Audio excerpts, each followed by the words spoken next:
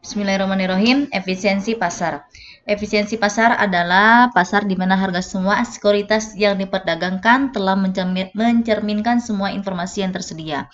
Maksudnya, kalau di bidang investasi, efisiensi dalam konteks investasi juga bisa diartikan dalam tidak seorang investor pun bisa mengalahkan pasar. Artinya, jika pasar efisien dan semua informasi bisa diakses secara mudah dan dengan biaya yang murah oleh semua pihak atau semua investor di dalam pasar, maka akan terbentuk harga yang baik. Yang baik seperti apa? Yang memiliki harga keseimbangan sehingga tidak seorang pun investor bisa memperoleh keuntungan tak normal atau tidak memiliki kerugian.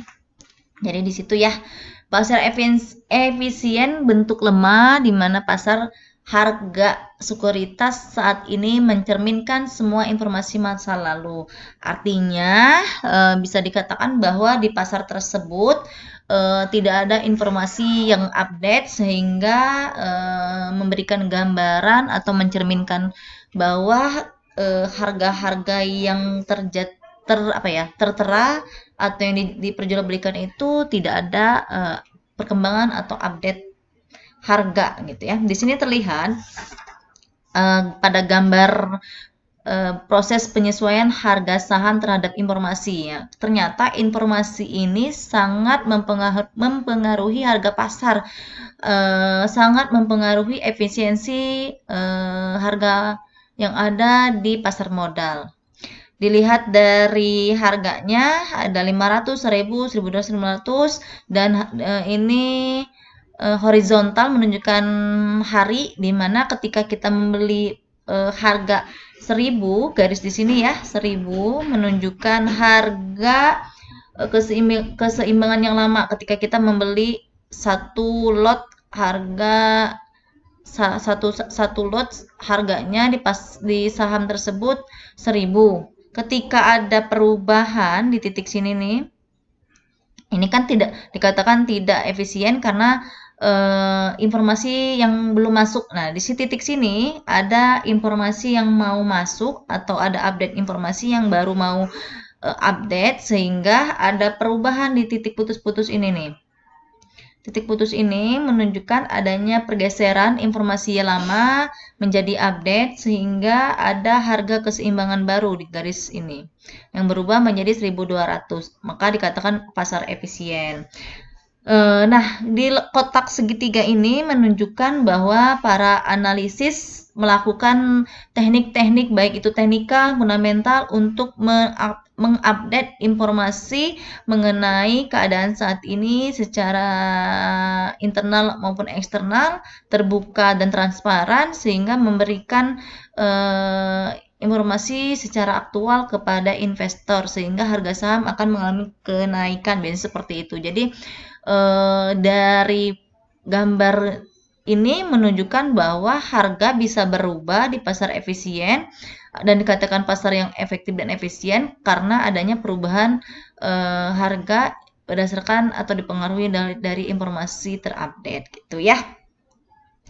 Beberapa kondisi yang harus terpenuhi untuk tercapainya pasar efisien ialah ada 4. Yang pertama, investor yang rasional dan berusaha untuk memaksimalkan profit. Setiap investor pasti menginginkan keuntungan yang baik, yang maksimal, tetapi ada yang namanya resiko. Nah, resiko inilah yang biasanya tidak bisa terhindari. Tapi kita bisa meminimalisir dengan cara apa?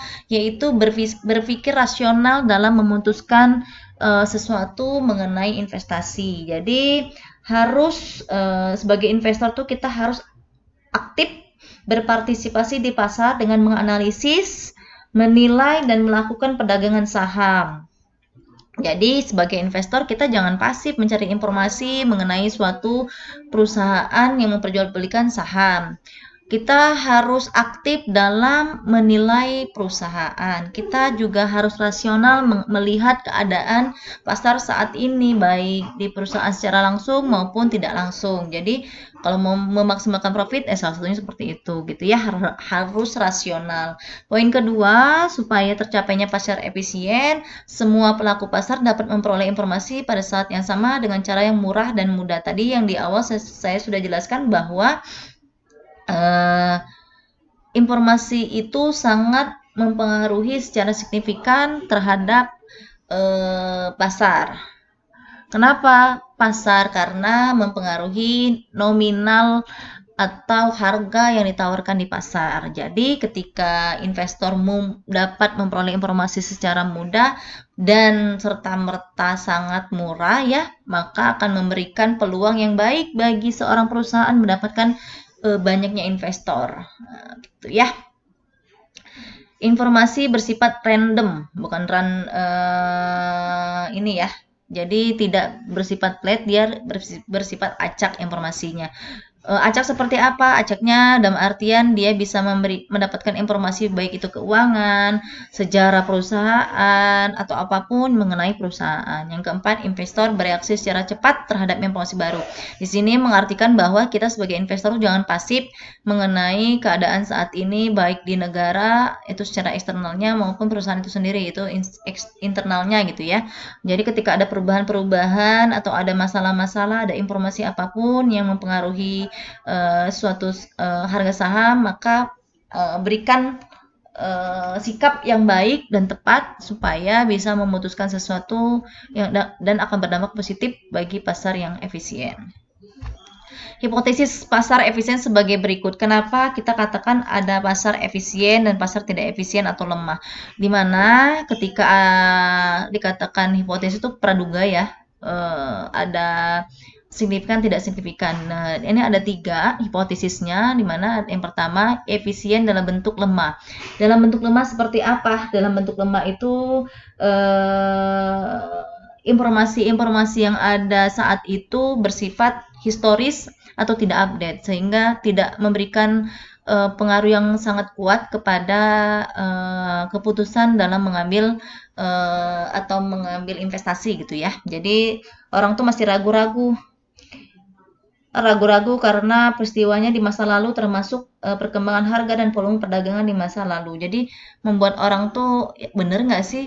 Jangan-jangan sudah berubah dan lain-lain. Sedangkan informasinya tidak ada perubahan atau tidak update. Jadi cukup mempengaruhi pasar efisien. Kedua, efisien dalam bentuk setengah kuat atau semi strong. Mungkin kalian sudah bisa lihat sendiri ya. Bisa ngecek sendiri juga di OJK bahwa atau di IDX pasar modal itu sendiri bahwa ada beberapa perusahaan yang mempublish keuangannya, ada yang tidak.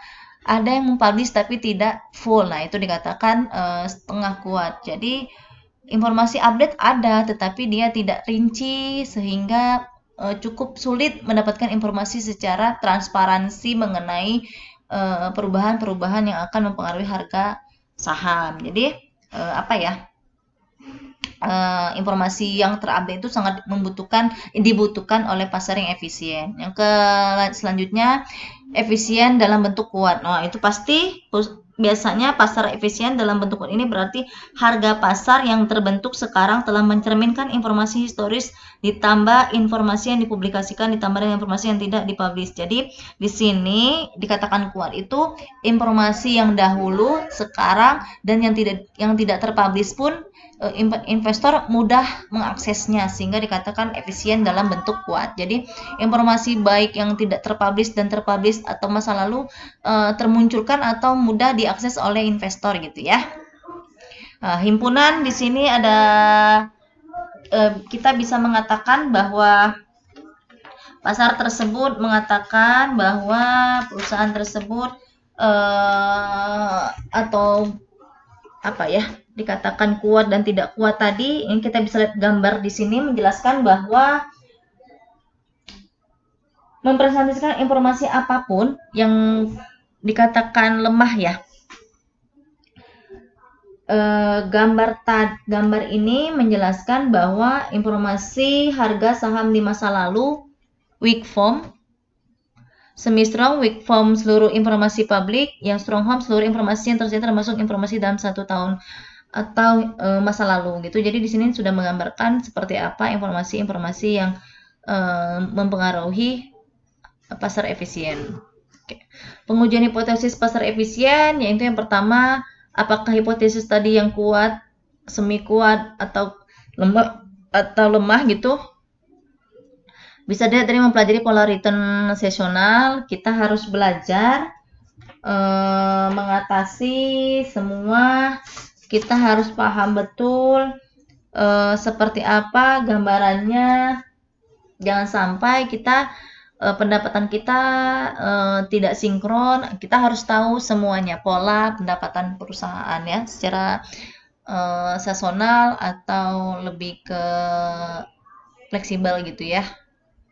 Yang kedua, menggunakan data return di masa lalu, baik untuk memprediktabilitas jangka pendek maupun jangka panjang, mempelajari hubungan return dengan karakteristik perusahaan. Jadi, kita harus pintar-pintar membaca laporan keuangan dan lain-lain. Oke, sekian materi hari ini. Assalamualaikum warahmatullahi wabarakatuh.